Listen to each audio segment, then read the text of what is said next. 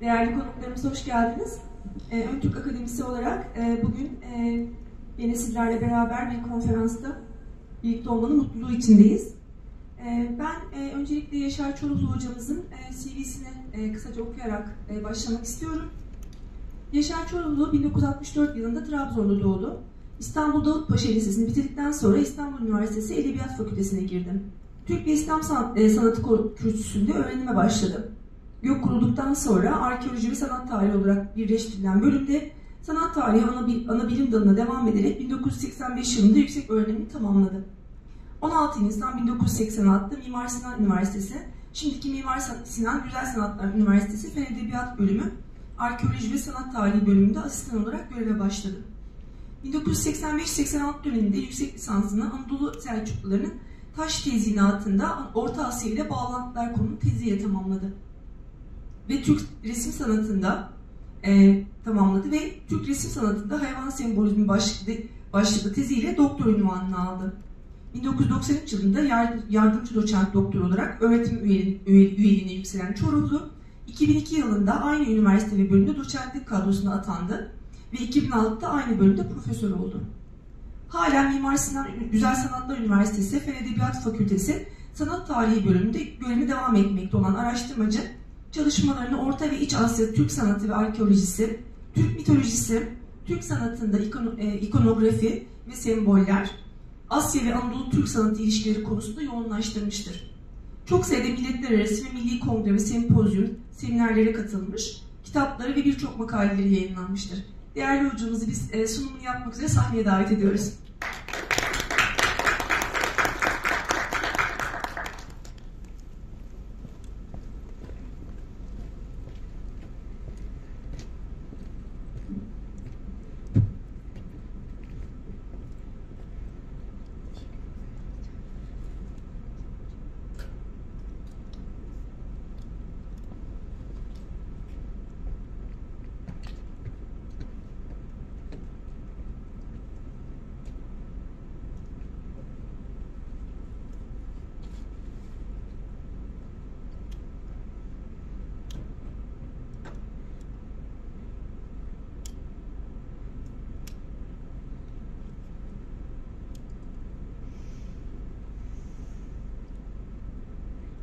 Efendim, öncelikle hoş geldiniz.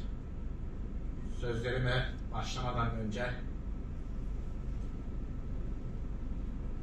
bu toplantıyı tertip eden Ön Türk Akademisi'ne ve ilgili dostlarımıza teşekkür ediyorum.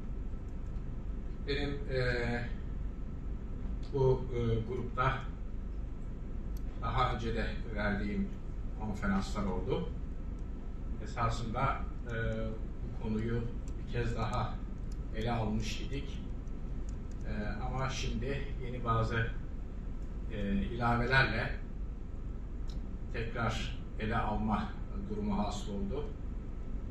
Önemli bir konu olduğundan dolayı. Tabii aslında erken Türk devirleriyle ilgili pek çok konu bizim için hakikaten de önemli. Az biliniyor veya hiç bilinmiyor. Dolayısıyla biz bunu Türkiye'de mütemadiyen anlatmak, açıklamak durumunda kalıyoruz çeşitli konuları. Bu konuların biraz yayılması, öğrenilmesi ve üzerinde düşünülmesi gerekli olduğunu düşünüyoruz. Şimdi aslında bu konuda çok detaylara da girmek mümkün olmakla birlikte oldukça fazla görüntüm var. Görüntüler üzerinden giderek konuyu ele almayı düşünüyorum. Sanat tarihi ve arkeoloji ağırlıklı bir sunum olacak. Dolayısıyla konuyu bir sanat tarihçisi olarak biz kendi açımızdan değerlendirmeye, ele almaya çalışacağız. Burada bu konuyu temel olarak ele almak istememizin ana sebebi Türklerin genellikle göçebe olduklarının iddia edilmesine dayanıyor. Bu Batı menşeli bir düşünce olarak aslında karşımıza çıkıyor. Türkler ve onlarla birlikte yaşayan başka topluluklar göçebe topluluklardır. Bunlar neredeyse günümüze kadar da göçebe topluluklar olarak varlığını sürdürmüşlerdir diye bir düşünce vardır. Biz bu düşüncenin doğru olmadığını düşündüğümüz için çeşitli konuları ele alırken hemen önce bu husustaki fikrimizi belirtiyoruz. Bugün dahi Türk dünyası ülkelerine bakmış olduğumuz vakit yine Avrupa menşeli olarak Türk dünyası ülkelerinin halklarının da göçebe medeniyeti çerçevesi içerisinde alınmaya çalışıldığını görüyoruz.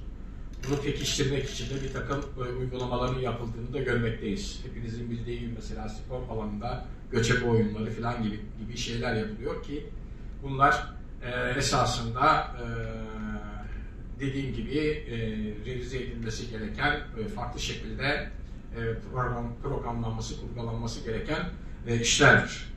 Ki bizim konumuzla ilgili olarak da mesken mimarisini biz buna göre ele alacağız. Çünkü bize göre Türkler atalarından bu yana yalnızca konar göçer olarak değil, aynı zamanda yerleşik olarak da yaşamışlardır diye düşünüyoruz. Ve bunun içinde meskenleri, evleri, yerleşme yerlerini geçici, kısmen geçici ve yerleşik olarak gruplara ayırıyoruz. Ve tabii bunun en erken devirlerden itibaren bazı örneklerini göstererek burada konumuza devam edeceğiz. Konuşma alanımız neredeyse bütün Avrasya'dır. Avrasya'nın da özellikle orta kesimleridir. Yani milattan önceki devirlerden itibaren Türklerin yayıldıkları ve yerleştikleri genel alan sınırları içerisinde bu konudan söz etmeye biz çalışacağız. Bu bağlamda tabii iki temel mesken tipi var. Birisi hepinizin bildiği mobil, sökülüp taşınabilir pratik mesken tipi. Diğeri ise sökülüp taşınamaz ve daha çok kentlerde sabit yerleşim yerlerinde bulunan sabit meskenlerdir. Şimdi tabii Türkler nasıl birdenbire ortaya çıkmadıysa, yani birdenbire bir ulus halinde ortaya çıkmadıysa, aynı şekilde ev mimarisinin gelişimi de öyle birdenbire söz konusu olmadı. Yani Türkler uluslaştı, çeşitli yerlerde ortaya çıkmaya veya görünmeye diyelim başladılar ve birdenbire kendilerine özgü bir ev icat ettiler veya evler icat ettiler. Böyle bir şey söz konusu değil. Aslında bu başka diğer alanlarda da söz konusu değil. Çünkü kültürün bir geçmişi var. Aynı şekilde mimarinin, ev mimarisinin de bir geçmişi var ve bu geçmiş insanlığın var olduğu dönemlerden itibaren başlıyor. Her dönem bir sonraki dönemin basamaklarını oluşturuyor. Böylece oluşturulan ve ileriye doğru, tarihin akışı içerisinde ileriye doğru gidilen devirlerde ortaya çıkan topluluklar kendi dönemlerinin teknolojik bilgisini devralıyorlar ve kendi anlayışlarına göre de bunu yeniden şekillendirerek yollarına devam ediyorlar.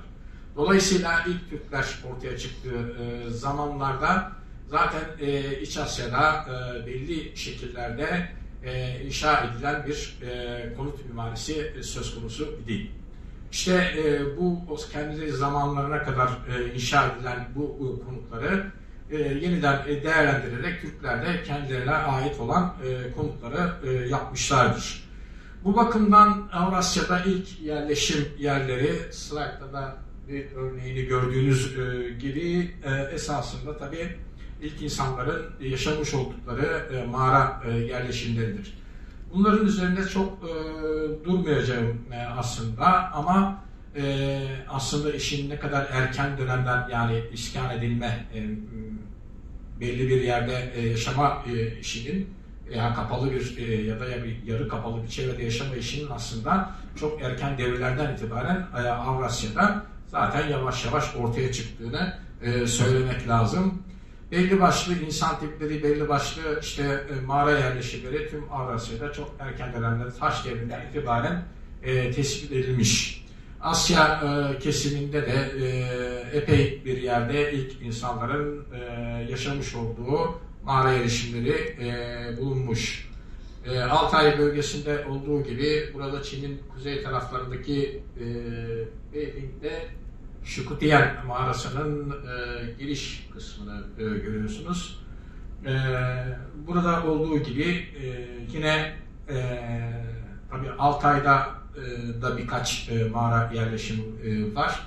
Bunların tabii Türklerle bağlantısı araştırılmaya muhtaç ama genel anlamda düşünüp oradaki ilk yerleşimlerin ne şekilde teşekkül ettiğini açıklamak, zemin oluşturması açısından açıklamak için bunları söylüyoruz. Bunun dışında Orta Asya dediğimiz kesimde yani biraz daha güney kesimlerde bugünkü Türk Cumhuriyetlerinin yer almış olduğu bölgelerde de yine bir takım mağara yerleşimleri var. Taş devrinden itibaren Neolitik devire kadar olan dönemlerde bunlar geliyor.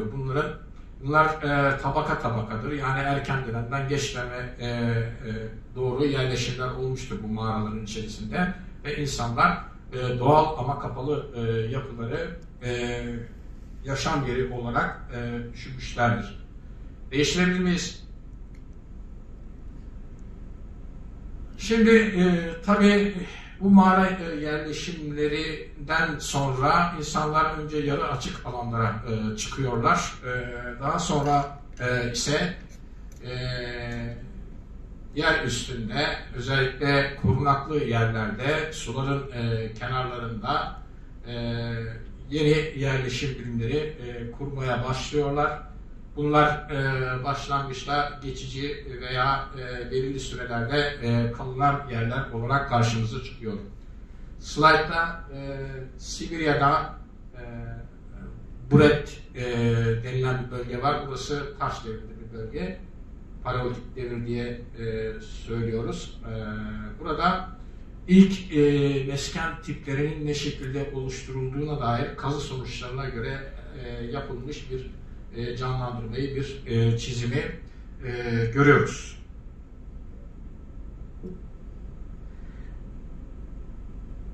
Ben söylemeden değiştirmeyin lütfen.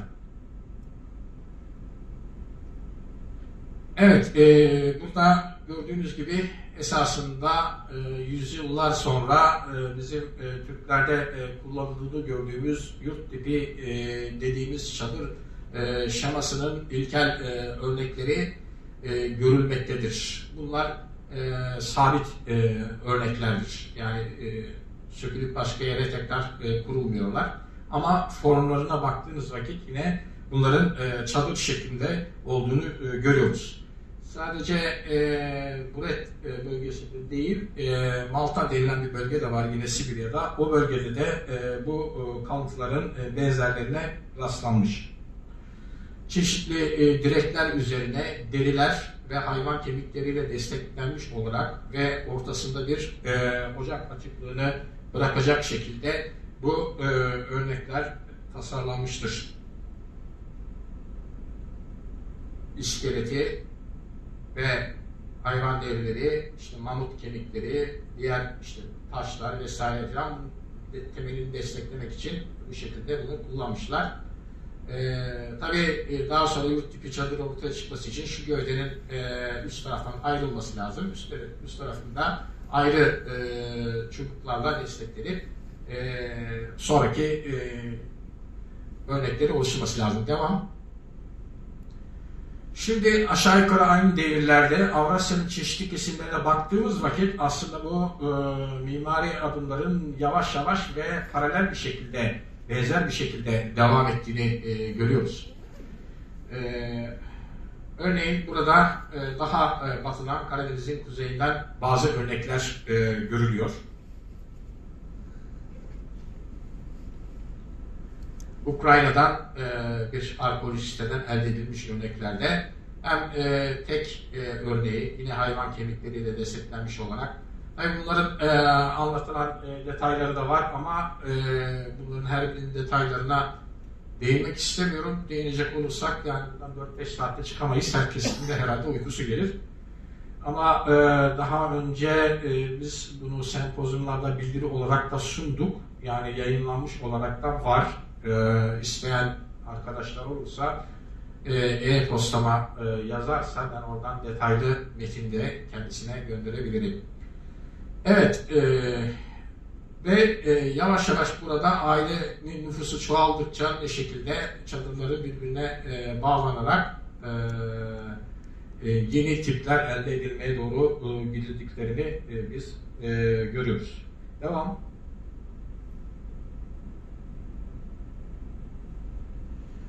Şimdi bir uçtan bir uca gidelim.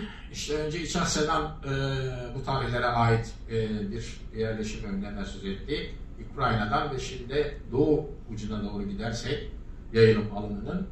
Çin'in kuzeyinde bir kültür var. Bu enteresan bir kültürdür. Yangshao kültürü olarak ifade ediliyor. Bu kültür. Yangshao kültürü bir Neolitik dönem kültürüdür.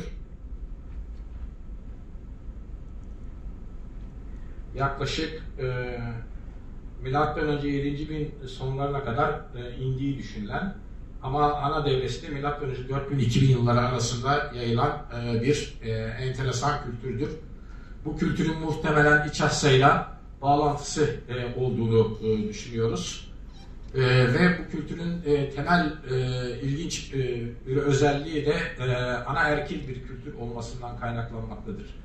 Bu bakımdan da ve erken Türklerin en azından hepsi değilse de bir kısmının ana erkilliğiyle bağlantılı olabilir diye düşünüyoruz. Bir de yukarıda yerleşim tipinin bir şeması görülüyor. Aşağıda bir ev ayrıntısı görülüyor. Burada evlerin bir köy oluşturacak şekilde, yani bir ön köy tipini oluşturacak şekilde arazide yer aldığını görüyoruz. Etrafta bir savunma hendeği oluşturulmuş. Onun içerisinde merkezde görüyorsunuz bir büyük ev var. Bunun şefin veya işte ona benzer bir kişinin evi olduğu veyahut törenler yapılmak üzere ortak olarak kullanılan bir yer olduğu iddia ediliyor. Ve sonrasında iki temel tip ev görülüyor. Birisi çadır formunda ama sabit evler. Diğeri kare veya dörtgen formundaki evler. Her iki tipte inşa edilmiş bu evleri burada görüyoruz. Muhtemelen gövdeleri ağaç, üstleri ise saman, çalı, çırpı ile döşenmiş olabilir. Tabii başka malzemeleri de kullanmış olabilirler. Kazılarda genellikle böyle temel düzeyinde ortaya çıkıyor.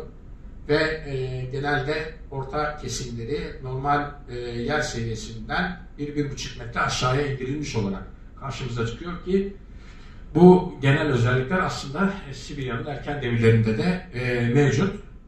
Yani aynı tipin çeşitli arkeolojik dönemler içerisinde Doğu Avrupa'dan İç Asya, Orta Asya'ya ve Çin'e kadar olan bölgelerde aynı devreler içerisinde yayıldığını göstermek açısından bunlar önemli. Değiştirelim. İşte burada yine Yangshao kültürüne ait bir kez daire şeklindeki konutların temellerini biz görüyoruz. Bunları aklımızda tutalım çünkü benzerlerinin belki biraz daha gelişmiş şekillerinin daha sonra Hun devrinde de inşa edilmeye devam ettiklerini göreceğiz. Yani bu gelişim bu şekilde devam ediyor. Hatta bir kısmı dörtgen, bir kısmı yine daire tabanlı evler biçiminde devam ediyor. Bunun Göktürk döneminden bir örneğini dahi biliyoruz. Bir Göktürk kenti içerisinde bu şekilde evlerin yerleştiği bir sistem var. Bunu da ileriki slaytlarda sonra göstereceğim. Aynı planlama ve mimarinin Japonya'ya kadar gittiği de alttaki resimde görülüyor. Japonya'dan Orta Jomon devrinden M.Ö. 1500'e ait daire bir ev. Bunların içerisinde ateş yeri de oluyor, ocak kısmı da oluyor. dairevi olarak düzenlenmiş olmaları çok enteresan tabii. Ben buraya koymadım ama mesela bu şekilde dairevi bir biçimde düzenlenmiş tapınaklar falan da var. Yani sadece ev mimarisiyle ilgili olarak değil. Bunun tabii Türkiye'deki örneği hepinizin bildiği gibi mesela Göbekli Tepe'de mevcut biliyorsunuz. Evet, devam edelim. Şimdi Yang Shao kültüründeki bazı evlerin bu şekilde çizimleri yapılmış. Zeminleri, orta kısımları biraz aşağıya doğru düşürülmüş. Yukarıya taşıyan kirişler mevcut. Ve direkler mevcut. Bu direklerin dörtgen olan evlerde yatay kirişlere bağlandığını görüyorsunuz. Şurada. Ama bu dairevi planda olanların ise yukarıdaki bir ağaç çembere dayandıklarını görüyorsunuz. İşte bu ağaç çember daha sonraki yurt tipi çadırlarda, Türklerin de kullandığı yurt tipi çadırlarda bizim çeşitli isimlerle almış olduğumuz kısmı oluşturuyor. Buna şanrak, çangarak, çangırak gibi isimler veriliyor ama bu erken dönemin bu sabit evlerinde daha kalın ve sağlam bir şekilde duruyor. Genellikle ocak açıklığı üstten oluyor. Bu alttakinde de görüyorsunuz otlarla, samanlarla vesaire kapatılmış yüzeyler. Bir de özel bir girişi var. Bu giriş bir koridor şeklinde devam ediyor. Söz konusu şekilde girişi biz mezarlarda da daha sonra kurganların bir kısmında da göreceğiz. Zaten kurganlarda belli bir dönemin ev mimarisinin temsili modelleri olarak karşımıza çıkıyorlar. Buna ilişkin bazı örnekleri de yine vereceğiz. Devam edelim.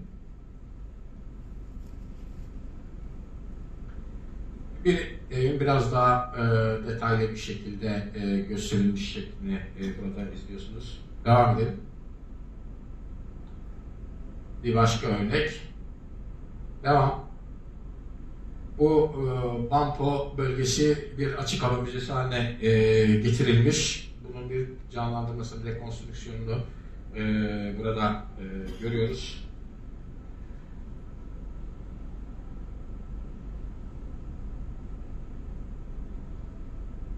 Devam edelim. Yine aynı bölgeden yapılan bir canlandırma, bir yaşantı kesitini burada görüyoruz. Devam. Kaza alanındaki evlerin dağılımını görüyorsunuz. İşte dörtgen şekilde evler veya dairevi biçimde evler. Bu tarz evler dediğim gibi bazı ufak değişikliklerle birlikte Hun döneminde de var. Hatta Göktürk dönemine kadar da bunlar uzanıyorlar.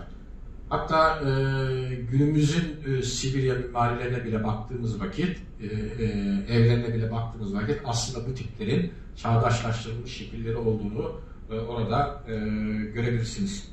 Devam. Bir başka rekonstrüksiyon, bu da Yang Shao kültürü paraleli bir kültür bölgesindeki işte bu yerleşimlerin nasıl olduğunu bize gösteren genel bir örnek. Yine devam edelim.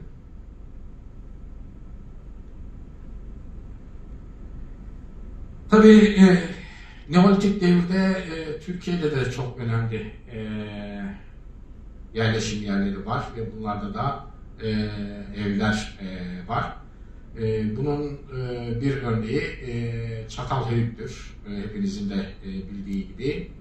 Şimdi bu Çatalhöyük'teki tipte evlerin ben Anadolu'dan Batı Orta Asya'ya, Afganistan'a ve bugünkü Pakistan çevresine ve Hindistan'ın kuzeyine kadar alanda yayılan tipte evler olduğunu düşünüyorum. Böylece bir grup ev var. Sibirya'dan Altaylar bölgesinden aşağıya doğru veya batıya doğru yayılıyor bir ev tipi. Bir diğer ev tipi ise Anadolu'yla Orta Asya ve Hindistan bölgesi arasındaki alanda yayılıyor diye düşünüyorum. Belki buna Sümer evlerinde katmak mümkün ama Sümerler üzerine hiç çalışmadığım için o bölgeden ev örneği koymadım.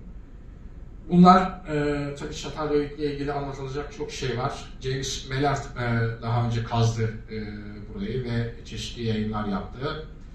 Yapı Kredi yayınlarından da Çatalhöyük evleri, daha doğrusu buradaki kazılar üzerine kitaplar yayınlandı. Bir takım detayları oradan öğrenebilirsiniz. Burada evleri toplu olarak yer aldığını veya bir avlunun etrafına yerleştirildiğini, bitişik nizam belki korunmak amaçlı olarak veya birbirinden faydalanmak amaçlı olarak yapıldıklarını ve çatılarından girildiğini, çatıların düz çatılar olduğunu, tabii bu çatı aksamının da belli bir inşa şekli var.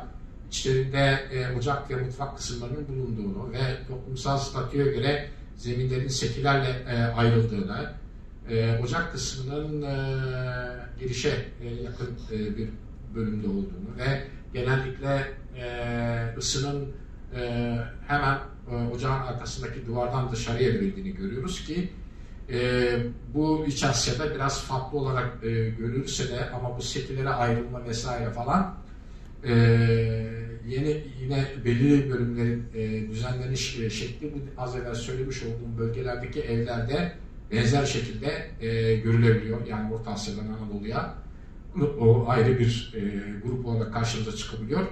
Ve bunlar daha sonraki mesela Türkiye'deki Türk evlerinde de bazı şeyler görülmeye devam ediyor ama Türkiye'deki evlerdeki bir kısım özellikler Oğuz Türklerinin Asya'dan Anadolu'ya gelişiyle birlikte Türkistan'dan da getirilmiş. Ama daha önce o bölgeye gidip oradan bu tarafa doğru tekrar gelmiş olabilir. Evlerin genel görünüşünü altta görüyorsunuz. Devam edelim. Şimdi biraz daha doğuya gidelim. Türkmenistan'a geldik. Bakınız aynı yerleşim türü. Yani benzer daha doğrusu. Tıpatıp aynı değil tabii ama Çatalhöyük'teki yerleşim türünün burada benzer şekilde yer aldığını görüyoruz. Ceytun kültürü isimli bir kültür var Türkmenistan'da. Milattan önce 5050 ile işte artı 110 arasında değişiyor tarihi. Bu kültür yerleşik bir kültür ve gördüğünüz gibi birbirine yakın şekilde düzenlenmiş dörtgen evlerden oluşuyor. Evlerin en önemli bölümünü ocak kısmı meydana getiriyor. Ocağın öyle herhalde mutfak vesaire düşünülen bir kısım. Genellikle tek odalı, bazen işte 2-3 odalı falan olabiliyor. Bunlar da muhtemelen düz damlı. Zeminleri işte toprak sıvalı veya sıkıştırılarak düzeltilmiş. Duvarları da aynı şekilde ve kerpiçten yapılmış evler olarak karşımıza çıkıyorlar. Şimdi gerek Anadolu gerekse özellikle Türkmenistan bölgesi ve güneye doğru Afganistan ve Hindistan'a kadar olan bölgeler aynı zamanda bu evlerin oluşturduğu ön köy yerleşmelerini meydana getirmişler. Bunlar da ön şehirleri oluşturmuşlardır. Dolayısıyla bu bölgeler şehircilik gelişimi açısından ve mesken mimarisinin gelişimi açısından da son derece önemli bölgelerdir. Devam edelim. Devam. Pardon, bir geri.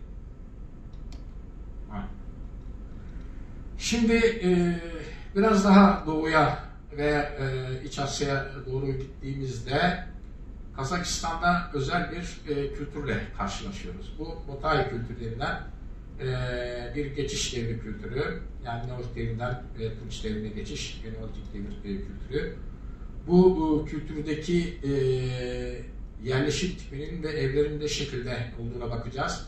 Ve hemen Çatalhöyük'ten veya Ceytun'dan farklı olduğunu göreceksiniz. Çünkü İç Asya kesiminde ve Sibirya ve Altaylar bölgesi ev mimarisinin gelişimi sonucu elde edilmiş. Bir devam edelim. Evet, işte burada yapılan kazılardan görünüşleri izliyorsunuz. Bir yerleşme yeri Kazakistan'da. Devam. Evlerin temellerine bakınız. Bunlar dörtgen veya köşeleri yuvarlatılmış elips biçiminde tabanları olan evlerdir gördüğünüz gibi.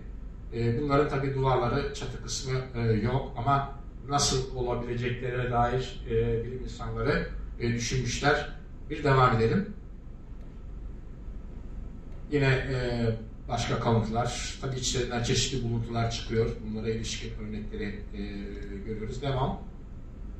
Ve işte sol taraftaki canlandırmaya bakınız. Alt sahada bir rekonstrüksiyon yapılmış. Gördüğünüz gibi bunlar sabit evler ama görünüşleri itibariyle çadırları, yurt tipi çadırları andırır tipte evlerdir. Yani İç Asya mimarisinde özellikle bu çadır şekli diye anabileceğimiz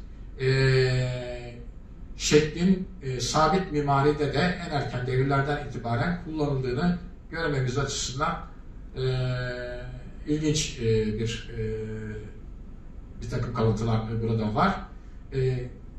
Aslında bu daireli planın erken dönemlerde bu şekilde ön plana alınmasının muhtemelen dinsel nedenleri de var veya kozmogonik nedenleri de muhtemelen var ki Türkiye'den Sibirya'ya kadar Orta Asya'nın çeşitli yerlerinde de var.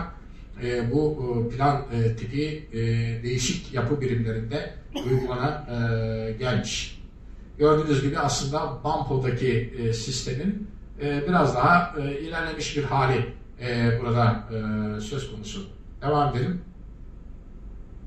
İşte yine aynı yerden bir takım rekonstrüksiyonlar yapmış Kazak bilim insanları.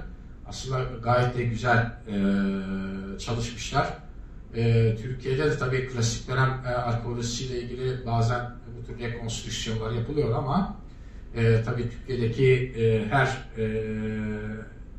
dönemin Türklerin atalarıyla bağlantısının ne şekilde olduğu henüz ortaya konulmamış bir konu. Şimdi görüyorsunuz iç kısımdaki kubbe bölümüne bakınız ne şekilde düzenlenmiş. Bu aslında yüzyıllar boyunca daha sonraki dönemlerde geleneksel mimaride uygulanan bir şey.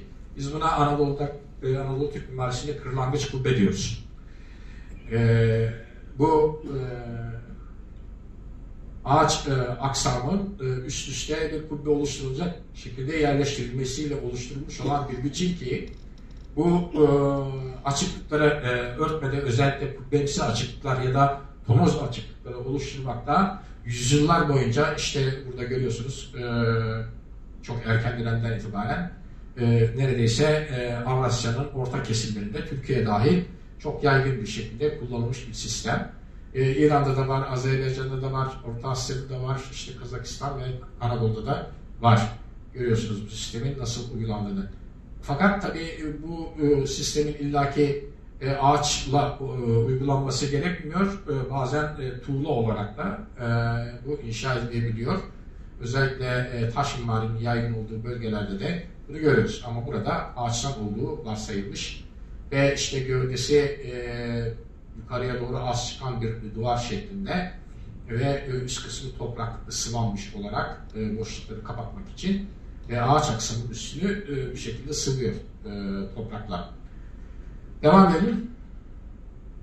Şimdi dedik ki özellikle Çatalhöyük'teki gibi diğer bölgelere nazaran biraz daha gelişmiş vaziyetteki ev mimarisi Anadolu'dan Orta Asya'ya ve Hindistan'ın kuzeyine kadar yayılmıştır dedik. Mesela burada Pakistan'da bugün Mohenjo-Daro kenti var. Genellikle Batı literatüründe Mohenjo-Daro ve Harappa, bunlar tabi Indus uygarlığı adı altında da geçiyorlar ve bunlar Hint kültürleri gibi veya Proto-Hint kültürleri gibi anlatılmaya çalışılıyorlar ama bence bu aslında Güney Orta Asya'nın bir kültürü olarak görülebilir. O yüzden de Hindistan değil Pakistan diye yazdım. Bugün Pakistan topraklarında. Gelişmiş bir şehir anlayışı var burada. Geniş caddelerinde olduğu ve açıklıkların etrafında yapıların bitişik nizam uzandığı O dönemlerde bayağı nüfusu fazla, yani 150 bin üzerinde nüfusu olan bir kent ki bu devir Kalkolitik devirdir, yani Tunç devrinden az önce oldukça erken bir devirdir. Burada tabii çok katlı evlere de rastlıyoruz, yani burada görüldüğü gibi. Bunlar da yine eski Anadolu evleriyle karşılaştırmak mümkün. Kazı alanlarından bir görünümü. Milattan önce 4500-4000 gibi. Yani Kalkolitik dönem civarına geliyor. Burada uzayan sokaklar var. Sokaklarında ilginç bir şekli var. Yani şöyle ki iki tarafı dümdüz duvar halinde uzanıyor sokakların. Belirli yerlerden, uçlardan daha çok geçit veriyor. Şimdi bu enteresan bir şey çünkü aynı sokak şekli Anadolu'da da var. Yani Doğu Anadolu bölgesinde var. Hatta Orta Çağlara kadar gelmiş. Ben bunun bu erken dönemlerden beri demek ki bu bölgelerde sokak şeklini oluşturduğunu düşünüyorum. Şöyle ki belki biliyor, belki bilmiyorsunuz. Biz Kars Ani'de kazı başkanıydık bir vakitler. Orada kazılar yaptık ve orada Menuçer Camisi'ne giden yolu da kazdık. Yani sokak biçimini öğrenmek için. Baktık ki orada da ortada bir su kanalı ve iki yanda dümdüz uzanan perde şeklinde duvarların kalıntıları var.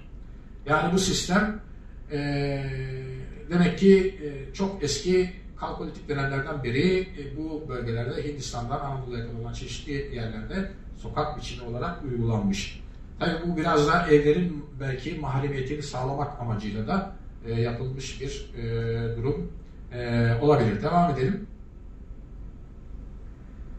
Şimdi tabii çeşitli ev inşa şekilleri bu sözünü etmiş olduğum Orta Avrasya bölgelerinde yine dönemlere uygun olarak bu dönemlerin tekniklerine ilişkin çeşitli yerlerde görülür. Tabii hepinizin bildiği gibi mesela bu arkeolojik devirlerde örneğin diyelim ki Neolitik devir. Neolitik devir dediğimiz vakit Neolitik devirdeki inşaat teknikleri hemen hemen bütün Avrasya'da benzerdir. Yani bir yerde ortaya çıkıyorsa da kısa sürede bu inşaat teknikleri çeşitli yerlere yayılıyor. Aynı şey Tunç devirleri içinde söz konusu. Ama ulusal büyük devletler kurulmaya başladığı vakit o zaman üslupsal değişiklikler daha ön plana çıkmaya başlıyor. Ayrıntılardaki farklılıklar ön plana çıkmaya başlıyor. Bu da yine Kuzey Karadeniz'den bir özel kültür bölgesi, Tripoli kültürü diye bir bölge. Burada da yine Anadolu'yla veya Orta Asya'yla karşılaşılabilecek bir ocak, ocağın etrafında evler, yan tarafta odalar vesaireler var. Şimdi bu evlerde tabii ilginç bir şey daha var, ondan sonra söz edeceğim ama ev mekanı içerisinde yiyecek depolama yerleri var. Bunlar bazen küpler veya benzeri şeyler içerisinde oluyor. Bazen de böyle mimari olarak inşa edilmiş depo gibi ama evin içerisinde olan bölümler halinde de oluyor. Bunların örneklerini göstereceğim. Devam edelim. Yine bütün Orta Avrasya'yı baz aldığımızdan ama dikkatinizi çekerse kronolojik olarak devam ediyoruz. Tunç devrine geldik. Kazakistan'dan bir Tunç devri yerleşmesi. Milattan önce 1800-1500 arasında. Şimdi bakın burada görmüş olduğunuz şekil daha ilk slaytlarda taş devrinden göstermiş olduğum Ukrayna'daki birleşik ev tipinin ağaç duvarlı olarak yapılmış şeklidir. Ağaç duvarı oluşturmak için dikey hatlar ve yatay hatlar kullanmış. Onun üzerine yine dikey hatlar halinde devam etmiş. 3 bölüme ayırarak sonunda üstünü yine değirmi biçimde kubbemsi bir şekilde kapatmış. Ve sırıklarla da uzun üstten bağlanan sırıklarla da bunu desteklemiş. İkisini yan yana getirince daha geniş bir ev böylece oluşturmuşlar. Altta da yine başka bir ev tipini 2 bölümlü olarak kısmen avlusu var. Görüyoruz. Bu Kazakistan'da Buguli 2 diye bilinen bir arkeolojik yerdir. Bir yerleşim alanıdır. Devam edelim. Bunun yanı sıra basit tiplerinde yine yüzyıllar geçse de devam ettiğini gösteren, sürdürüldüğünü gösteren Orta Asya'nın Harezm bölgesinden, Cambazkale'den bir evi gösteriyor. Bu ev az önceki gibi aslında Sibirya'dan güneye doğru, batıya doğru yayılan ev tipinin basit bir ürünü. Çokgen halde yapılmış, tam daire şeklinde değil. Ocak açıklığı var ve yine direkler üzerine yan çatı sisteminde yerleştirilmiş. Devam edelim. Şimdi Demir Devri'ne geldik. Demir Devri'nde yerleşiklik yanı sıra konar göçer hareketliliğin de arttığını biz görüyoruz. Yani daha erken devirlerde o kadar hareketlilik yok ama Demir Devri'ne geldiğimiz vakit belli bölgeler içerisinde hareketlilik, işte yaylak kışlak olayları o dönemlerde başlıyor. Bununla birlikte bu devirde de yine hem sabit yerleşim alanları var hem de geçici süreyle iskan edilen yerleşim alanları var. Her ikisi de mevcut. Bu söz konusu döneme, Demir Devri ile birlikte başlayan döneme Batı ve Rus literatüründe erken göçebeler çağı adı veriliyor ama ben göçebe sözünün doğru olmadığını düşündüğümden ya da yeterli olmadığını düşündüğümüzden, çünkü Türk yaşantı tarzı, Türklerin atalarında kendilerinde yaşam tarzı karma bir sistemdir. Yerine göre belirli alanlar içerisinde bir konar göçerlik ama devlette değil, tabii yönetimde değil, halkta, boylarda bir konar göçerlik söz konusu olabilir. Bazı boylar ise daha sonra şehirlere yerleşiyorlar veya Hakan'ın ordusunun, hükümdarın ordusunun etrafına yerleşiyorlar. Yani ordu dediğimiz ordugah tipi, kale tipi yerleşmelerdir. Bunların da bir iki örneğini birazdan vereceğiz. Şimdi bu çok önemli bir kaya resmi alanı esasında. Hakasya'da, Vinicius bozkırlarında bir Tagar yerleşmesini, Tagar bir kültürdür o dönemlerden. Milattan önce 7. yüzyıla, milattan sonra 1. yüzyıl arasındaki bir devreyi gösteriyor. Burada İç Asya tipi bir yerleşme, bütün yüzeye yansımış olarak gösteriliyor. Şimdi dikkatinizi çekerse iki tip ev var. Biri bu, biri de bu. Bu silindiriye yakın gövdeli veya dörtgen dikey gövdeli bir ev, ağaçlardan yapılmış şeyi, duvarları ve çatısı da ağaç kerestelerden oluşturulmuş bir ev. Ama bu bir keçe çadır. Yurt tipi keçe çadır. Daha sonraki yüzyıllarda çok yaygınlaşacağını gördüğümüz pratik çadır biçimi. Demek ki sabit evlerin yanı sıra bunları da kuruyorlar. Gerektiğinde de kaldırıyorlar. Eğer bir yere gitmesi kamp kurması gerekirse veya işte yaylaya çıkması gerekirse evine söküp çıkabiliyor ama bu evler burada kışlak olarak kışlakta kalıyorlar. Bir insan figürünü görüyorsunuz. Çeşitli işler yapan insanlar vesaire burada görülüyor. Devam edelim. Ayrıntılar kayalar üzerine işlenmiş hayvan figürleri vesaire falan da var. Yani o yerleşimdeki insanların yaşantı tarzını da bize gösteriyor. Sabit yerleşik bir yerleşim biçimi ama evler İç Asya'da erken dönemden beri gelişen ev tiplerinin kullanıldığı şekilde karşımıza çıkıyor. Devam edelim.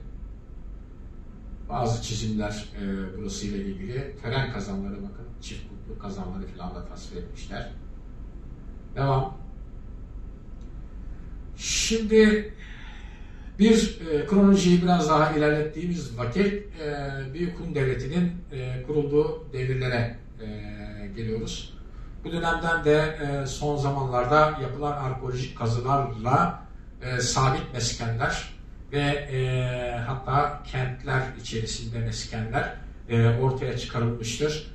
Bunların bazı örneklerini göstereceğim şimdi. Gördüğünüz gibi bakınız konutun temeli biraz aşağıya indirilmiş zemin. Yine burada da aynı şekilde.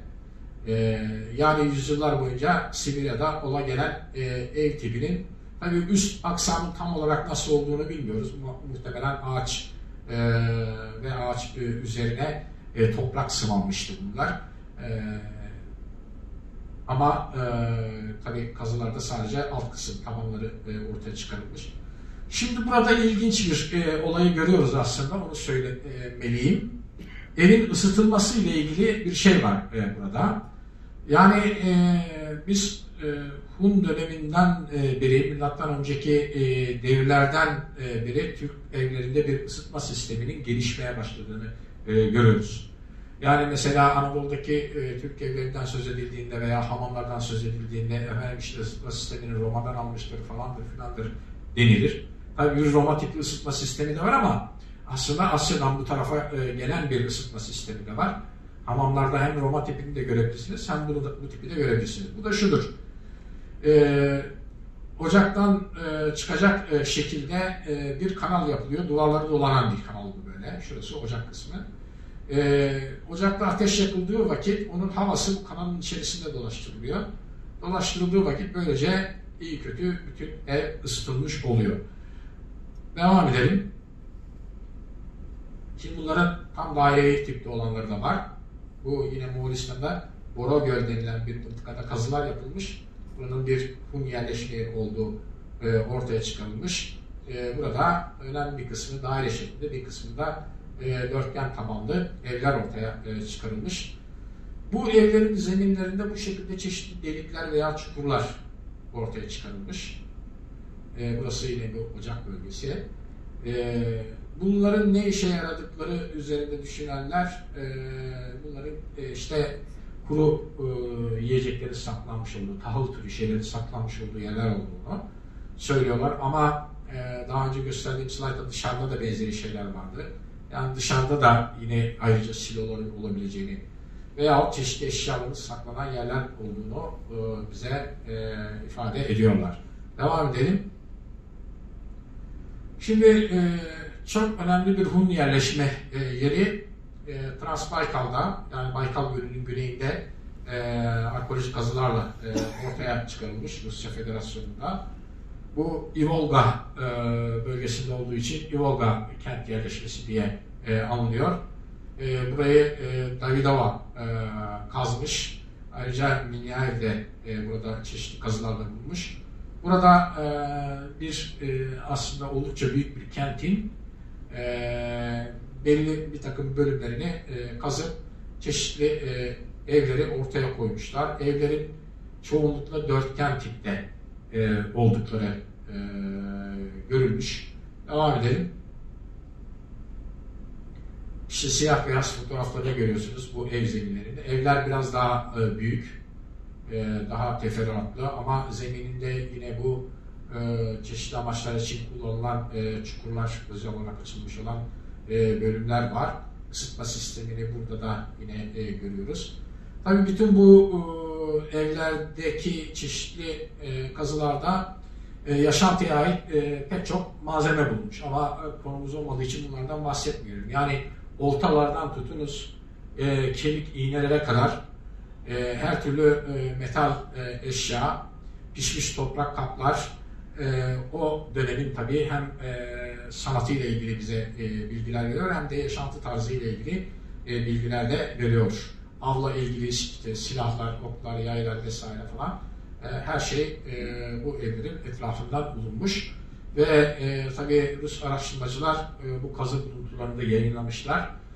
Toplamda 3 ya da 4 kitap halinde bunlar yayınlandı. Yani yüzlerce hatta belki de binlerce nesne arkeolojik nesne ve sanat eseri bunların içerisinden veya çevrelerinden elde edildiği ayrı bir mezarlık bölümü de var zaten yaşayış bölümünün dışında.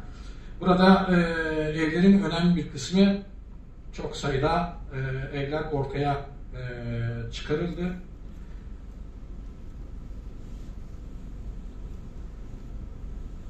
Bazı ayrıntılardan biraz söz edeyim. Böyle not almıştım. Çok ilerlemişiz.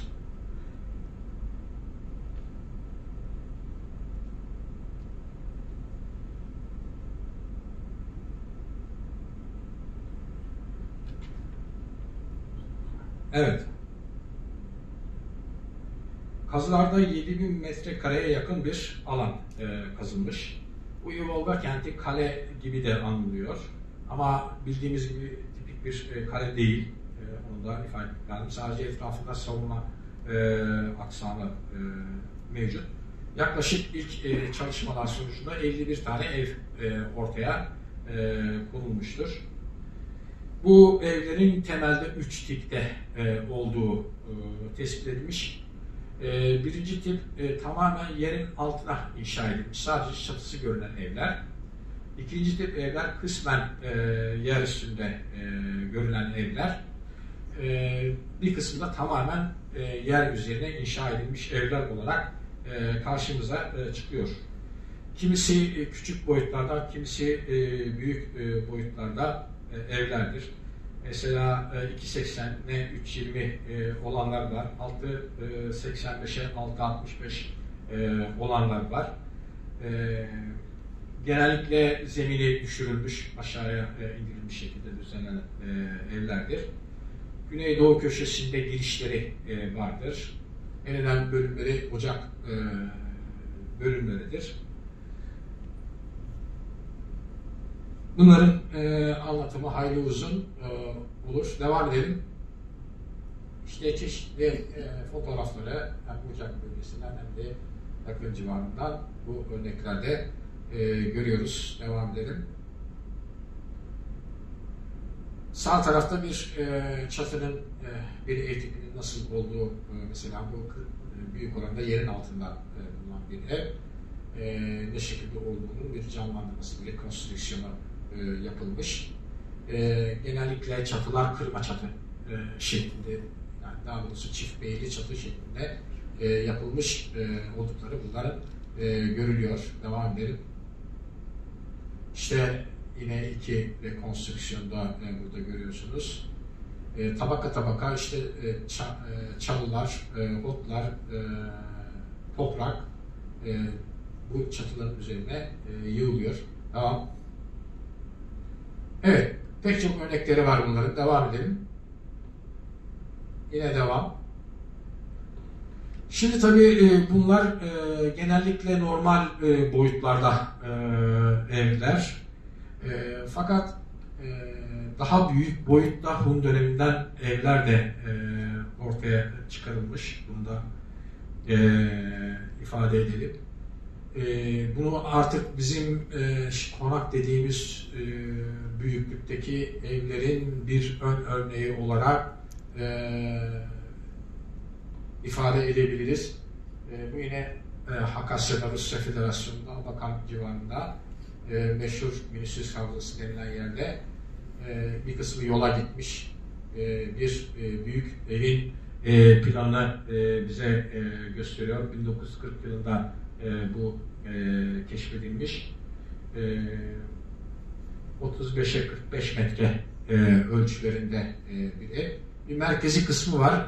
İçe alınmış avlu gibi ve onun etrafında düzenlenmiş çok sayıda mekan bu evi oluşturuyor. Bu evin plan tipi Çin'de Han devri yaşanıyor o dönemlerde. Han dönemine ait olan bazı evlerde de var. Ayrıca Çini şeklinde, Çini olarak imal edilmiş çatı kiremitleri de yani sırlı çatı kiremitleri de bunda ortaya çıkarılmış. Yani muhtemelen zengin birine veya bir beye ait bir ev olduğunu bunun düşünüyoruz.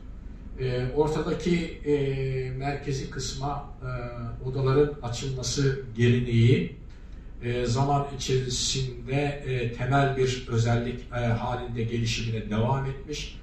Daha sonra Türkistan'dan Anadolu'ya gelen Oğuz Türkleriyle birlikte Türkiye'ye de gelmiş ve merkezi sofralı Türk evi tipini oluşturmuştur. Bunun ilk örneklerinden biri olarak bunu görmemiz mümkündür. Devam edelim.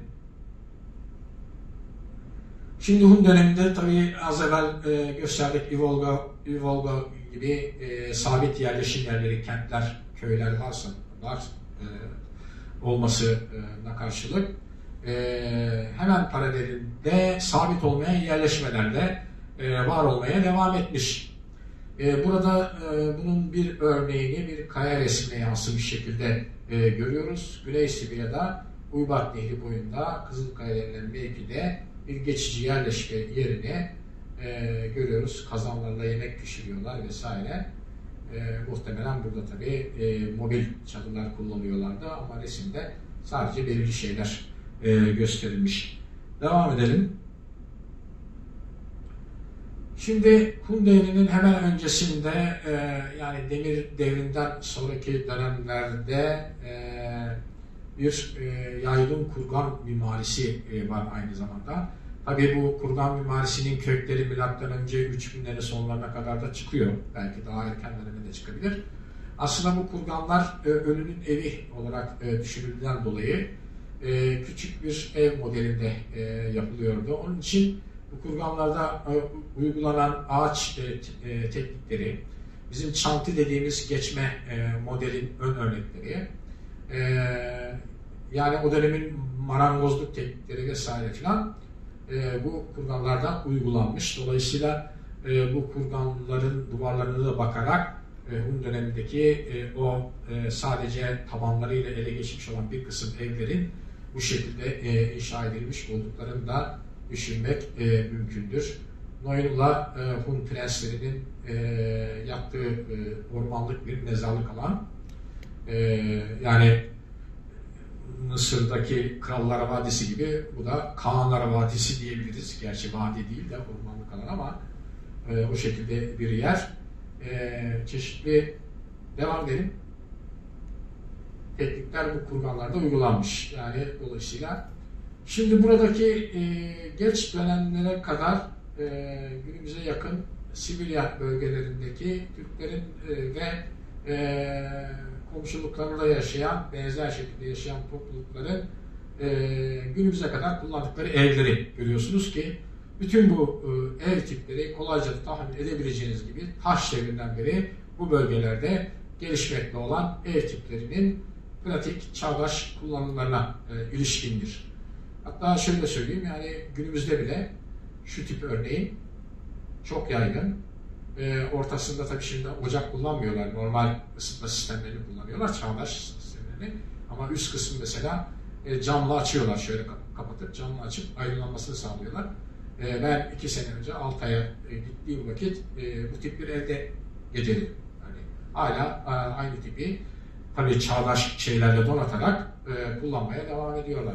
İşte çadır tipleri veya sabit değişik meskenler yaşamaya devam ediyor. Devam edelim. Bakınız. Bu mesela şu kurganların bazı kurgan çatıları bu ev gibi. Konozumsu şekilde yapılmış. Çeşitli ahşap ev biçimleri. Bunlar genellikle geçme duvarları çantı dediğimiz geçme türünde. Bakın burada çok güzel görünüyor. Evlerdir. Dörtgen gövdeli, çokgen gövdeli, dairevi gövdeli artık hemen hemen her planda var. Evet, devam edelim.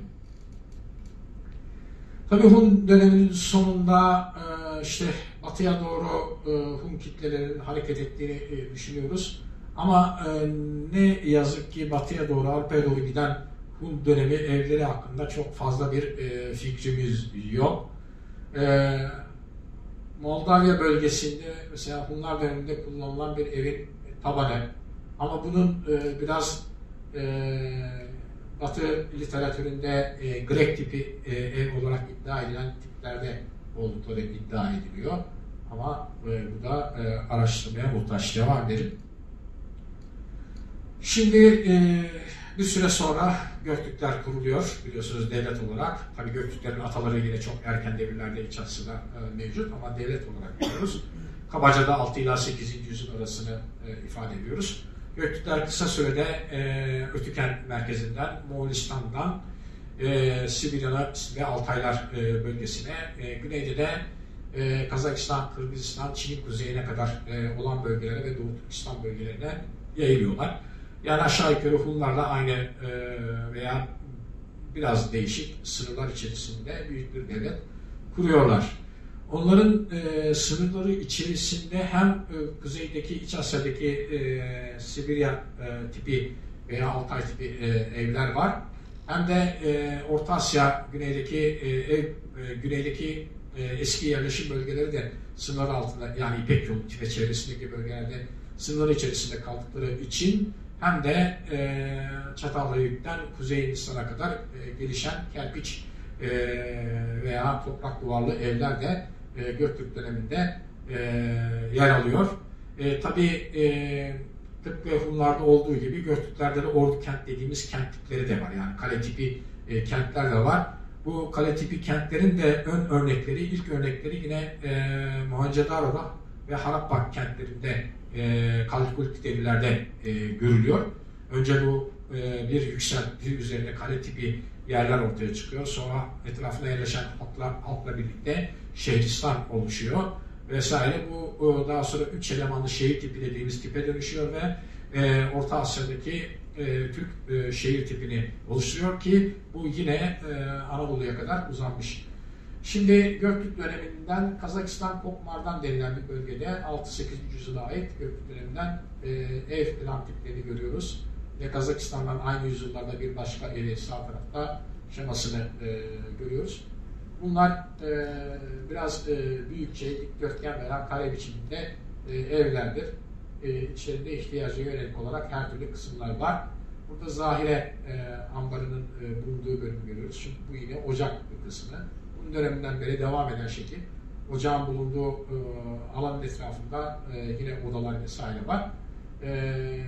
Biraz değişik de olsa yeni bir takım fikirlerle ilave edilse kökende aynı yerden geldiğini gösteren örnekler şimdi bunlar.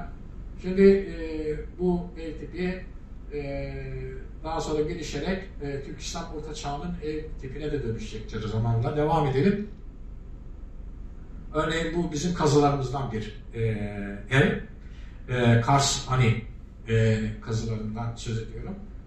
Bu daha önce ilk şeklinde Ermeni kralın inşa ettirmiş olduğu duvarın önünde bir Türk döneminde ev yapılmış. Yan yana sıralanan bölümler halinde.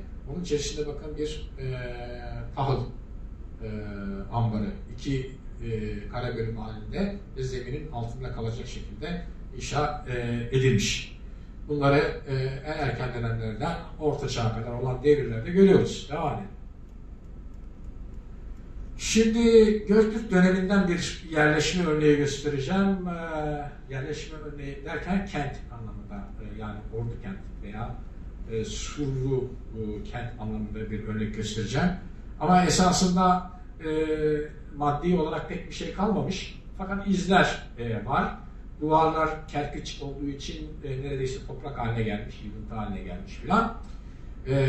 Fakat yine de burada Neolitik devirden beri devam eden bu mesken tipinin Göktürk dönemindeki bir şeklini aslında görüyoruz. Onu ifade etmek için gösterdim. Bu bizim 2 sene önce ziyaret ettiğimiz Rusya Federasyonu'ndaki Dağlık Altay'da Yaloman Kenti Kalesi denilen bir yerdir.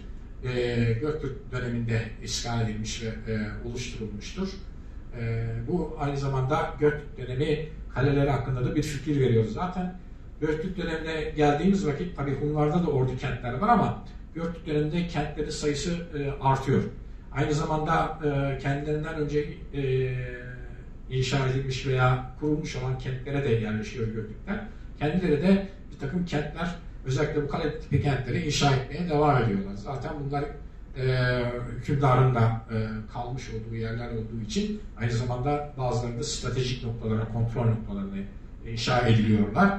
Bunların inşa şekilleri de tabii Göktürk devri erken Ortaçağ oluyor. İnşa şekilleri de Ortaçağ'da gördüklerimize de daha sonraki, yani geç Ortaçağ'da intikal eden şekilde genellikle korunabilecek yerlere inşa ediliyorlar. Birazdan bunu göreceğiz. Yaloman diye bir yerleşme yeri var. Dağlık Altay'da. Onun yakınında olduğu için Yaloman kenti denilmiş. Devam edelim. Şimdi bu kent, burada da görüyoruz, giriş kısmı şurası.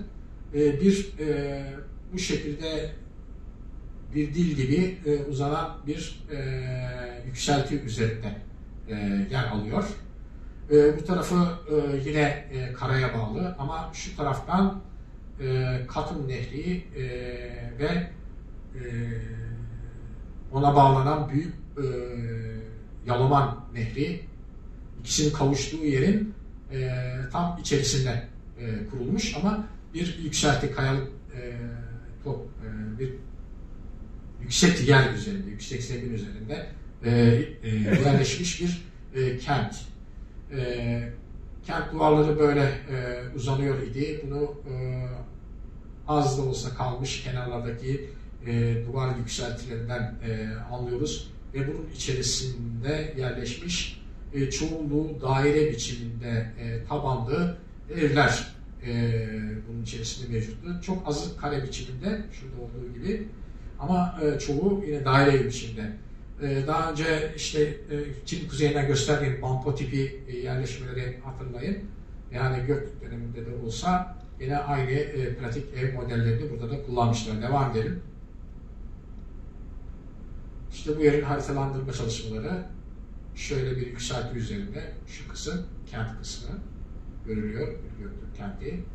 Burada yine başka bir evlerin işte gösterilmiş şeklini görüyorsunuz bu alanın üzerinde. Devam. Bugüne tabii çok bir şey kalmamış. İşte buradan giriyoruz böyle. İleriye doğru gidiyor bu. Devam edelim. Devam. Bir önceki. Evet. İşte bu giriş muhtemelen burada iki yükselti var. Burası korumalı bir kapı. Belki burada birer burç falan vardı. Buradan içeriye böyle giriyoruz. Günümüzde de ziyaretçiler buradan giriyor. Devam. Duvar yığıntılarını kenarda görüyoruz. Aşağıda akan suyu, nehri görüyoruz.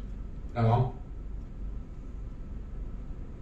Evet, bu şekilde nehrin kenarında yükseliyor. Devam. Devam. Kalıntı izlerini görüyoruz. Burada araştırmalar falan yapılmış ama tam teşekküllü bir kazı herhalde yapılmamış. Yalnız yine de bir takım çalışmalar yapılıyor. Haritalandırma falan gibi. Devam edelim. Bakın bir evin temelini görüyoruz. Dairevi şekilde yine. Burada. Evet. Devam. Çeşitli kalıntı izleri. Devam. Burada yine dairevi bir ev temeli. Evet. Bu kalıntıları sağda solda çeşitli şekillerde görebiliyoruz. Devam. Şimdi tabii Göktürk döneminden sonra biliyorsunuz Uygur devleti kuruluyor. 744 yılında Göktürkler iyice zayıflamış ve o esnada Basriler başka bir Türk topluluğu yönetimde hak iddia ediyor. Yani hala kendilerini kurmaları gerektiğini söylüyorlar. Bu yüzden Uygurlarla aralarında mücadele, savaş oluyor ve Uygurlar savaşı kazanarak yeni devletlerini kuruyorlar.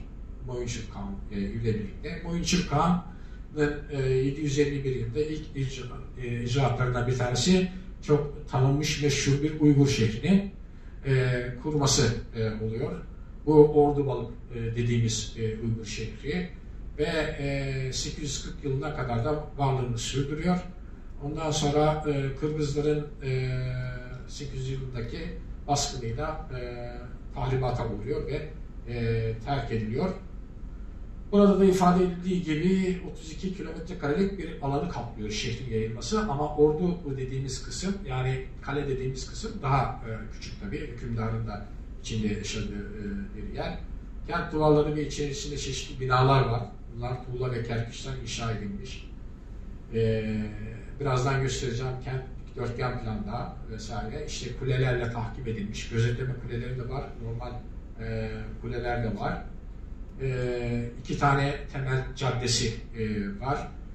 Bu şehrin içerisinde bir köşede, Güneydoğu köşesinde saray yerleşimi, sarayın bulunduğu kısım var. Ama onun dışında bir takım askeri binalar, ticaretle ilgili binalar ve başka evler de yine alan içerisinde var. Zaman içerisinde etrafında yani güney kısmında, güney mi? Kuzey, güney, doğu kısmında pardon, Hatun kenti denilen herhalde hükümdarın eşleri için düzenlenmiş bir kent daha oluşturulmuş. Ve zaman içerisinde de etrafında yüzlerce, hatta belki de 1000'e yakın ev yapılmış. Devam edelim. Karabalgasun aslında Ordubalık bu. Hatunşehir denilen yer bu.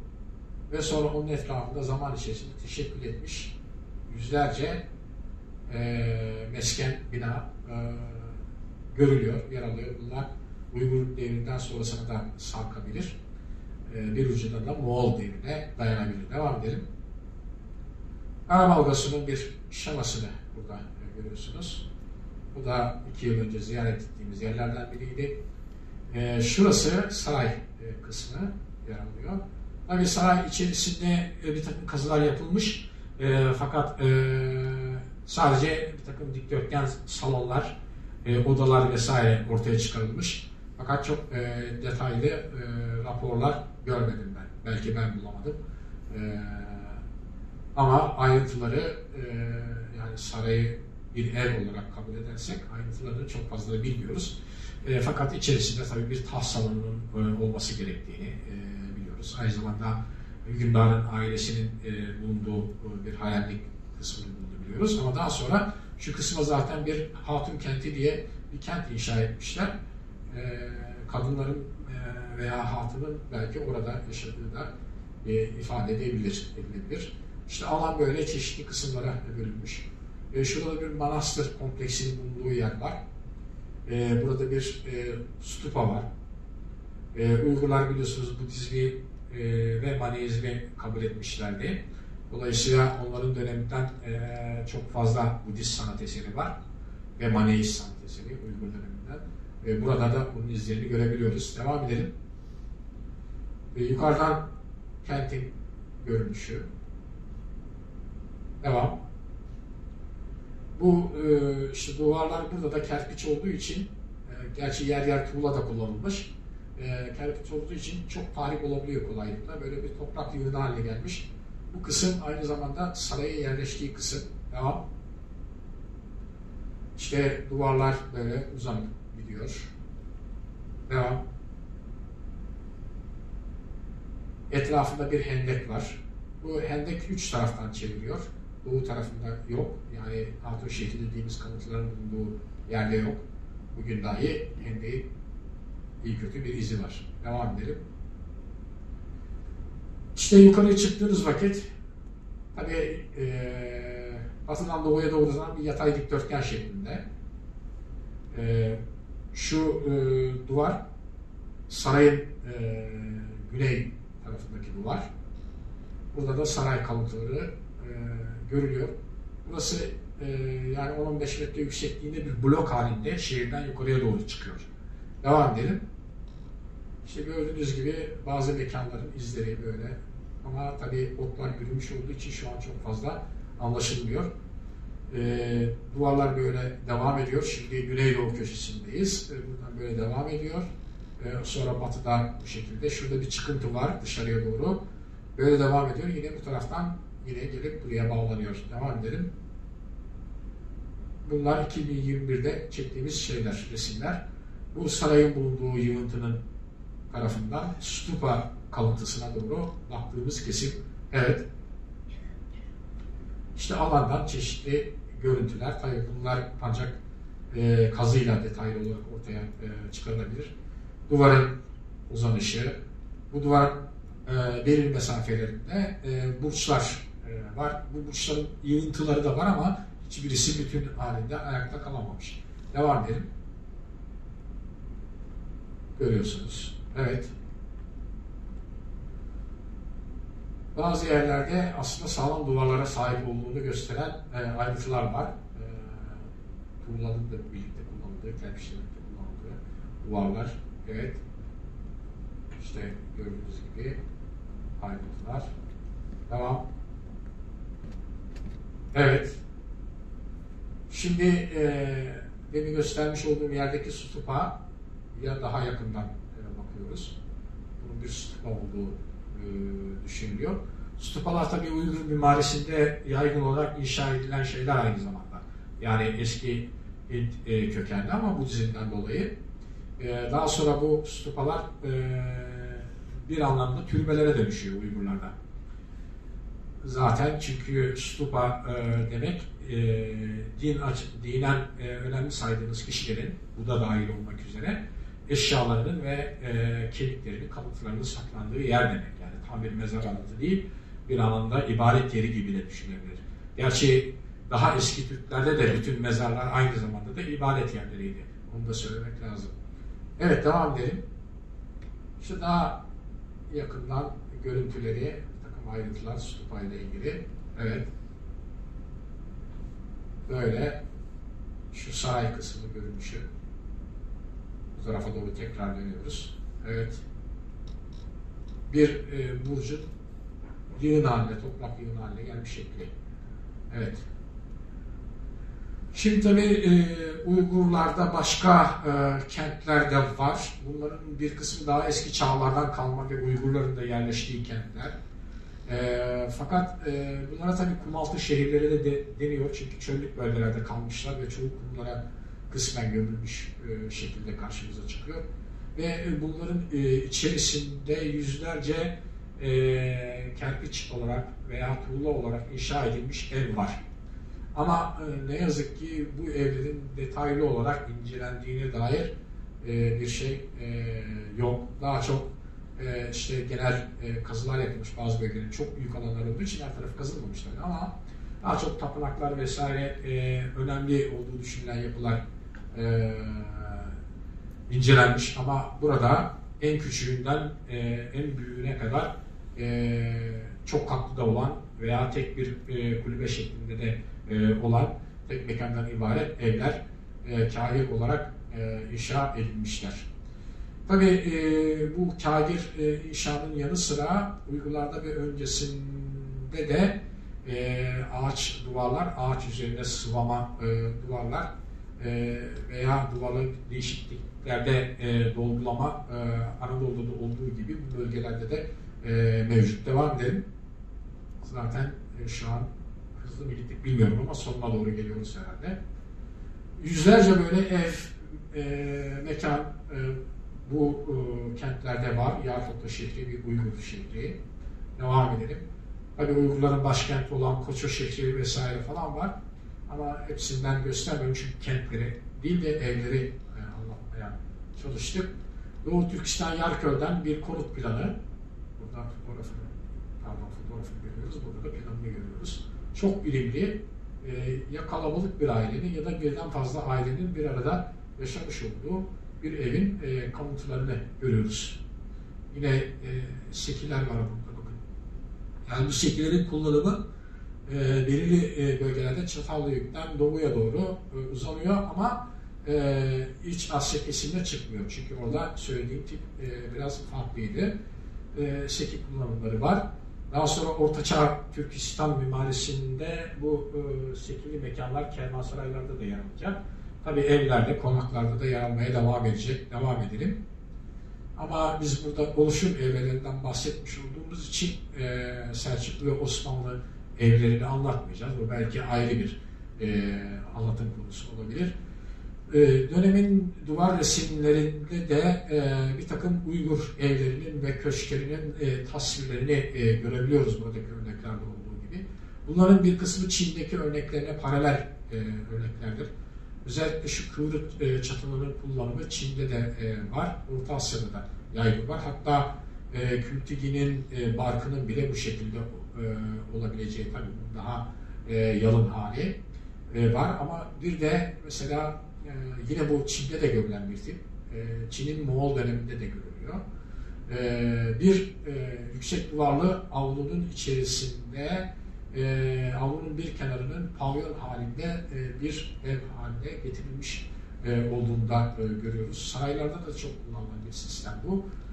Burada da görülüyor ama başlı başına dörtgen pencereli bir ev şeklinde veya işte atmalı pencereli evler şeklinde tipik köşklerinde biz bu duvar resimlerinden oldukça zengin görünüşlü ve tabii bir takım süsleme, etrafında süslemelerin de olduğu köşkleri görüyoruz. Bu köşklerin bir kısmının şehir duvarlarının surların üzerine veya burçların üzerine yapıldıklarını görüyoruz ki bu anlayış da yine Oğuzlarla birlikte Türkistan mimarisine girmiştir ve Türkiye'ye de gelmiştir. Mesela Konya'da Alaaddin Köşkü sur duvarları üzerine yapılmış bir köşktür. Çok uzağa gitmeyelim. İstanbul'da Alay Köşkü, Gülhane Parkı'da Suru Sultani'nin duvarları üzerine yapılmıştır. Yani gelenek bu şekilde devam ediyor.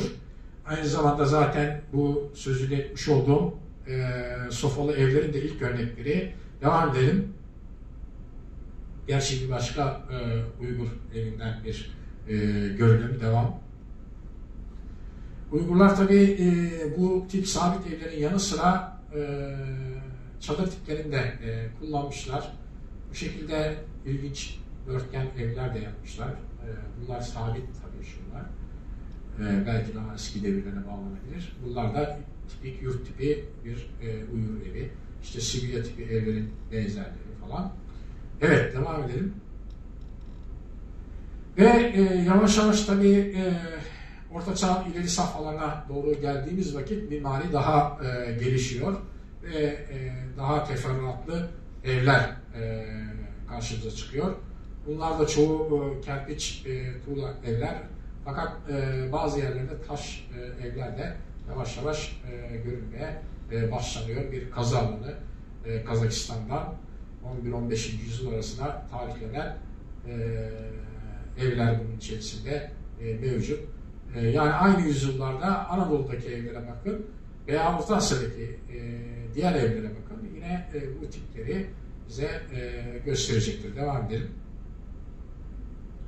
İşte burada Kazakistan'ın meşhur kentlerinden Talgar, eski kentlerden biri, 11-12. yüzyıla ait kent evlerini, şehir evlerini yan yana bitişik nizam olarak ayrı ayrı ailelere ait olarak avlular ve yine belirli yerlere açılan koridorlara veya iç bölümlere açılan odalar şeklinde düzenlenmiş evleri bunlarda görüyoruz. Bunlarda da tabii ocağın ayrı bir yeri olduğu ifade ediliyor. Yani Göktürk, şu tip ev mesela Göktürk döneminden beri bu bölgelerde yapılabilen ev tipi. Bunların tabii çok lüks olanları da yine konak tipi evler, zenginler için yapılmış evlerle devam edelim. Şimdi burada Kırgızistan'da Çuy Vadisi'nde, Çuy Nehri Vadisi'nde kazılarla yapılmış ev planlarını görüyoruz. Bu tipler daha sonra Müslüman olan Türkler eliyle Anadolu'ya getirilecek ve Türk evi şemasını oluşturacak olan ev tipleridir. Gördüğünüz gibi mesela bir iç mekan, kubbeli de olabilir, tonozlu da olabilir. 4 ana kola ayrılıyor. Yani eyvan dediğimiz şeyler, eyvanlar bu merkeze birleşiyorlar. Ve böylece burada bu kolların arasına ev odaları falan yerleştiriliyor. Bugün gidin mesela Safranbolu Türk evlerinde dahi bu şemanın benzerini rahatlıkla bulursunuz. Bir gün gidin misafir olun. Zaten misafirhane yapılmış evlerin çoğu Safranbolu'da. Bu şemanın benzerini veya bunu şu tip mesela Safranbolu'da kaldığım bir evde çok tamamen bu tipte olan bir ev var. Orta kısımda köşelerdeki odalar açılıyor. Her birini bir kişi için tahsis etmişler. Ama tabii ailenin yaşadığı zamanlarda da muhtemelen işte gelinler veya damatlar, şunlar bunlar ayrı odalarda oturuyorlardı. Bakınız aslında bu şema çok yaygın bir şekilde bu evlerde var. Özellikle işte bu 11-12. yüzyıl Karahanlı dönemi veya Oğuzların ilk dönemlerindeki evlerde biz bunları görüyoruz. İşte bu tip evler Anadolu'ya da gelmiştir ve Osmanlı dönemine kadar olan Türk tipi evi ya da sofalı ev denilen ev tiplerini oluşturmuştur. Devam edelim. Mer bölgesinde dış görünüş itibariyle biraz değişik evler var. Bunlar muhtemelen Türkmenistan'daki Part dönemine kadar dayanan ev tipleri. Yukarıya doğru korunmalı duvarları var. Bunlara köşk tipi ev de diyebiliriz. Çift katlı da olabiliyor gördüğünüz gibi. Bazılarının kubbesi var yukarısında. Evet. Devam. İşte görünüşleri aslında oldukça büyük evler bunlar. geniş ailelerin veya işte feodal diyorlar ya, beylerin vesaire veya yerel yöneticilerin evleri bunlar. Devam edelim. Kâgir evler. Bu tam işte belki Selçuklu başlangıcına konulabilecek bir ev. Yine Türkmenistan'dan artık Türk İslam mimarisi yavaş yavaş başlamış oluyor. Devam edelim. Devam. Evet, görüyorsunuz. Aynı evlerden kalıntılar. Benzer evlerden daha doğrusu. Bunların gofralı dediğimiz cepheleri var. Bu da bir mimaride plastik özellik. Devam. Bir Selçuklu sarayı, küçük bir saray, Merdeki. Yine bakın aynı şemada bir merkezi kısım, 4 tane eyvanlı bölüm buna açılıyor ve onun etrafında mekanlar düzenlenmiş olarak yer alıyor. Bu daha küçük konutlarda da uygulanan bir plan. Burada da gördüğünüz gibi küçük bir sarayda da uygulanmış olarak karşımıza çıkıyor. Devam. İşte yine merdan kule şeklinde bir ev. Evet. Ve tabii Selçuklularda da bu evlerin çeşitli biçimleri var ama sadece bir ev, iki ev modelini koyayım dedim. Yoksa tabii bu konuyla ayrıca bir konuşma konusu yapmak lazım. Selçuklu, Osmanlı evleri falan diye. Ama temelde genel ve temel özellikler Türkistan'dan Anadolu'ya gelmiş. Tabii Anadolu'nun eski kültürlerinden de bazı izler olan evler var. Yok değil yani. Burada iki ev modelini görüyorsunuz. Böyle daireli bir şekilde. Pardon, bu bir ağıl. Ev değil. Ahır modeli. Bu da bir ev modeli. Şimdi şu açıdan da ilginç bunlar. Çini olarak yapılmış tabii. Biz en erken dönemden beri mesela Orta Asya bölgesinde hem gerçek boyutta evlerin inşa edildiğini görüyoruz, hem de böyle ev modellerinin yapıldığını görüyoruz. Bu ev modellerinin Neolitik devre kadar inen, tabii keramik yapılmaya başlandığı dönemden sonra örnekleri İç Asya'da da, Kuzey Çin'de de var. Bu geleneği demek ki ev modelleri yaparak Selçuklular da almışlar. Bir devam. Devam. Şimdi sabit evler hikayesi için ifade edeceklerim bitti. Eğer yorulmadıysanız biraz mobil evlerden de söz etmek istiyorum. Ama yorulduysanız bu kadar yeter diyorsanız bitirebiliriz. Devam. Tamam. Şimdi dedik ki biz taş devrinden beri hem bu mobil evlerin hem de sabit evlerin inşa edildikleri, Türklerin atalarının da kendilerinde bu evleri iki temel tip halinde tabii varyasyonlarıyla birlikte kullandıklarını söyledik. En erken dönemden beri bu çadırların da yani sökülüp taşınabilir çadırların da kullanıldığına dair izler hem hem kaya resimleri üzerinde görülüyor ki bir tanesini demir devrinden az önce göstermiştik zaten yerleşimiyle birlikte. Hem de bu bazı çadır aksamı kurganların içerisinde çıkarılmış. Bir kısım İskit kurganlarında da kâgir olmasına rağmen, taş olmasına rağmen daha doğrusu, taş olmasına rağmen çadır biçimlerinde mezar odalarının yapıldığını da görüyoruz. Zaten taş devrinden çıkan kazılarda modellerin de çadır şekilleri de erken dönemden beri bu tiplerin kullanıldığını bize gösteriyor. İşte burada çeşitli örnekleri görüyoruz kaya resimlerinden, ayrıntılarda.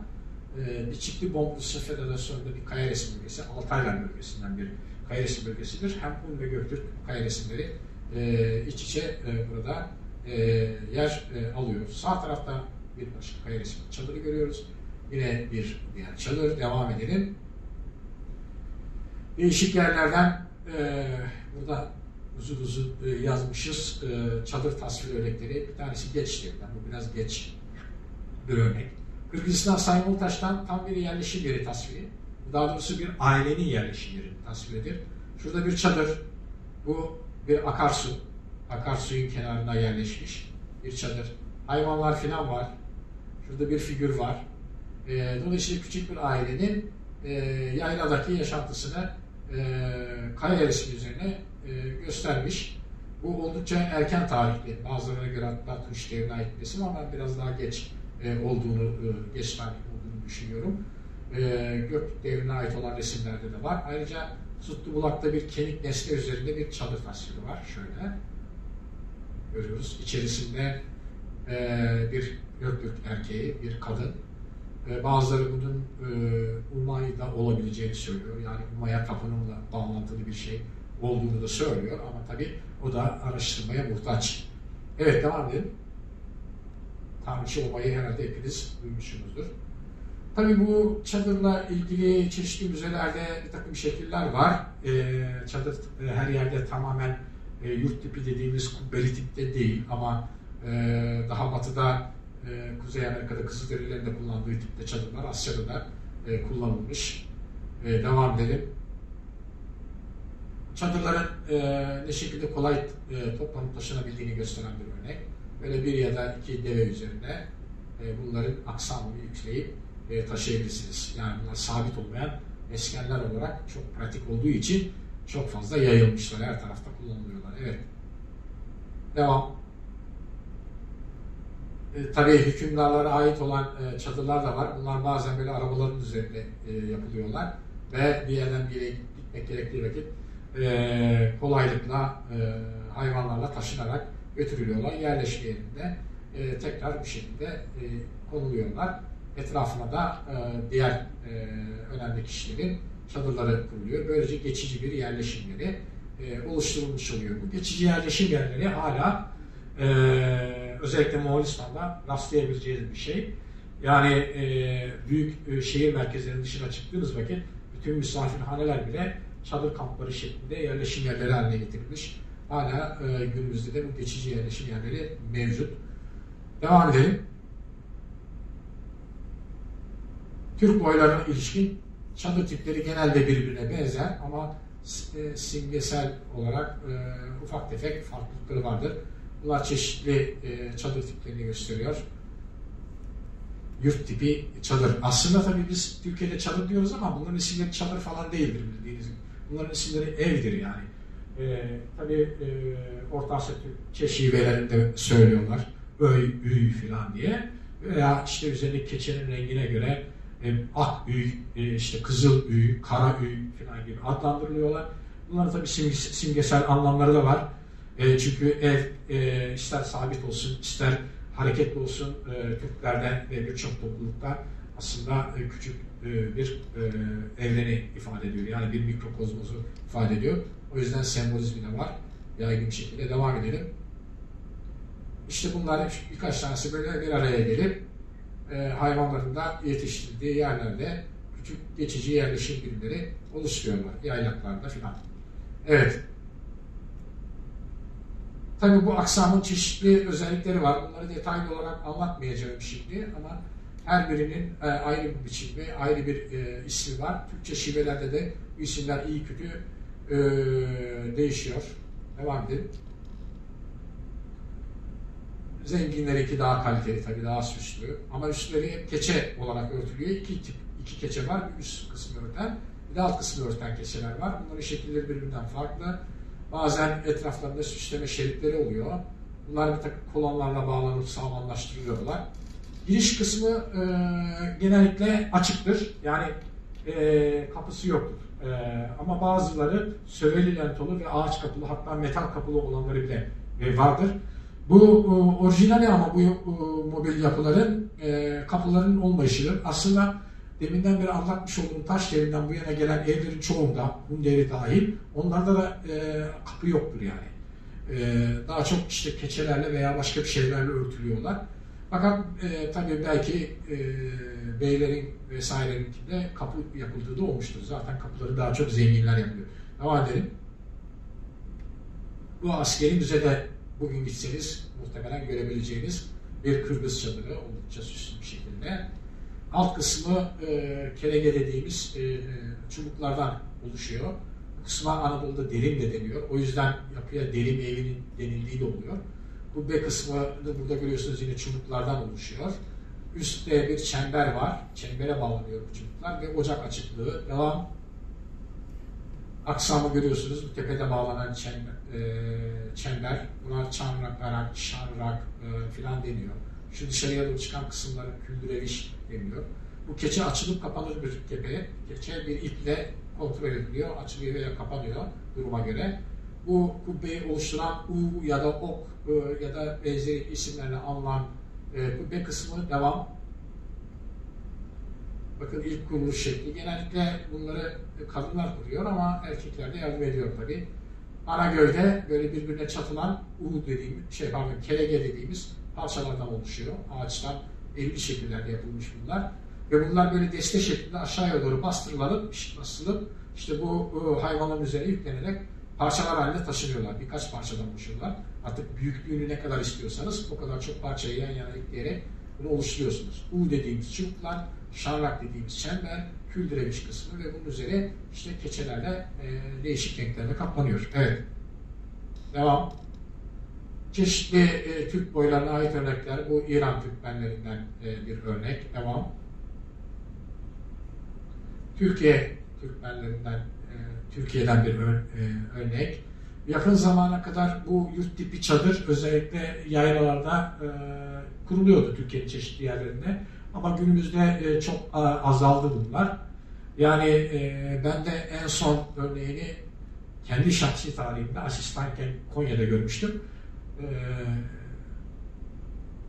Konya'daki bir yaylada, Pamucak Yaylası diyelerinden, Akkışla'ya bağlı bir yerde. Normal işte bez çadırlarının yanı sıra bu yurt tipi çadırların fakir örnekleri orada da hala yaşamaya devam ediyordu. Ama bugün Orta Asya'da tabii daha yaygın olarak yaşıyorlar. Devam edelim. Özellikle Kazakistan, Kırgızistan ve Türkmenistan'da var. Az evvel bir kaya resim göstermiştim. Irmak kenarında çadır diye. İşte gerçek görüntüsü. Bunların da bizim misafir olduğumuz küçük bir oba. Yan yana 3 çadır kurmuşlar suyun kenarında. Tunç devrinde, kaya resimlerinde de aynı şeyi görüyorsunuz yani. Az evvel gösterdim. Evet. Devam edelim. İşte birinin yakından görülmüşü. Devam. Bir başka Kırgızistan'dan yaylada bu şekilde bir çadır. Evet. Aksam ayrıntıları. Bunlar size çok gerekmeyeceği için hemen geçiyorum. Evet. İç düzenlenişi oldukça süslü bir çadır. Tabii bunun içerisi normal bir evde ne olması gerekiyorsa asgari düzeyde hepsi bu çadırın içerisinde var. Tabii çadırın dışında hayvanlar için yapılmış olan yerler var. İşte yorganlar, döşekler, örtüler vesaireler, bunlar içeri paramanalarla bölünüyor bazen filan.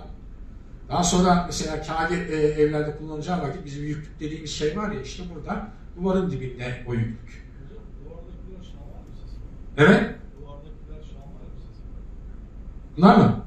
Evet, o ve soldaki. Yok, bu kurt postu. Soldaki. Soldaki de kürklü bir elbise, şaman elbisesi değil. Evet, devam edelim. İşte sandıklar, üzerinde yüklükler.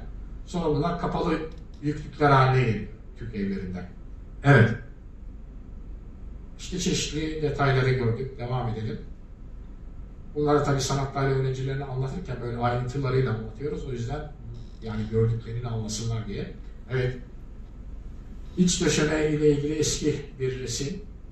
Bu Kazakistan'dan. Ne şekilde döşendiğine dair. Burada da böyle insansız bir örnek. Tamam. Eski fotoğraflarda. Evet.